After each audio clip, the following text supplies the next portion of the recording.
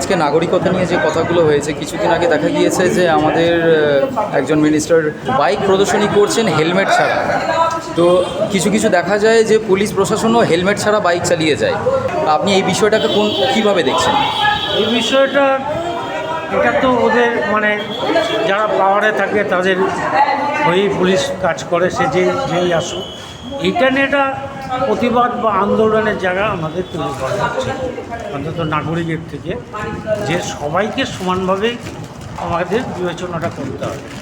যেরকম কিছু ইয়ং ছেলেপেলেরা যারা এখনও বাইকে হেলমেট ছাড়া যাচ্ছে আসছে, দেখে ওরা সরকার পরিবর্তনের পরে ওরা যেটা করেছিলেন যে হেলমেট ছাড়া হলে এত ফাইন, বা এই যে বাইকের যে আওয়াজটা, একটা আওয়াজ না ভাটভাট ভাটভাট ভাট করে যে আওয়াজটা, সাইলেন্সার খুলে দিয়ে যে চালানো, এই আওয়াজটা ওরা যেটা বলেছিল, কিন্তু সবটাই যে মানছে সেটা এখনও পর্যন্ত মানেনি বা মানছে না। এটা একটু যেরকম প্রশাসনেরও দেখা উচিত, নাগরিকের তরফ থেকেও আমাদের একটা ডেপুটেশন বা আন্দোলন যেখানে দেওয়ার দরকার এটা দেওয়া উচিত।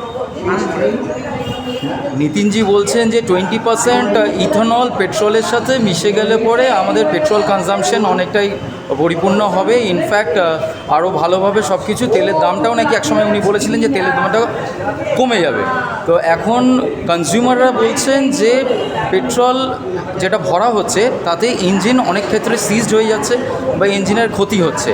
তো এখানটায় পেট্রোলের দামটাও বেড়ে গেছে, কিন্তু মার্কেটে সেরকমভাবে মানুষ চলতে পারছে না। তাই এটাকে আপনি কী বলবেন? এটা তো একটা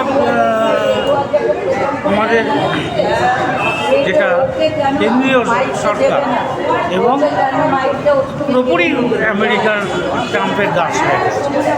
এই যে প্রণালী যেটা ছিল তেল সরবরাহ করা, পরিশোধিত তেলও আসছে না সেইভাবে, যার জন্যেই এই প্রবলেমগুলো হয়েছে। আর ওর একদম ওনার দাসত্ব গ্রহণ করে নিয়েছে।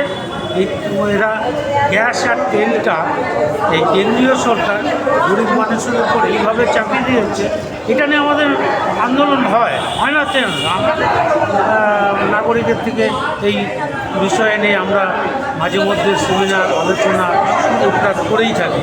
এসব দ্রব্যমূল্য বৃদ্ধি এবং তার সঙ্গে পেট্রোলিয়াম জাতের যে এরা দিন দিন বাড়াচ্ছে, এই ব্যাপারে আমরা কিন্তু অনেক আলোচনা সভায় বা ডেপুটেশন এগুলো আমরা দিয়ে থাকি।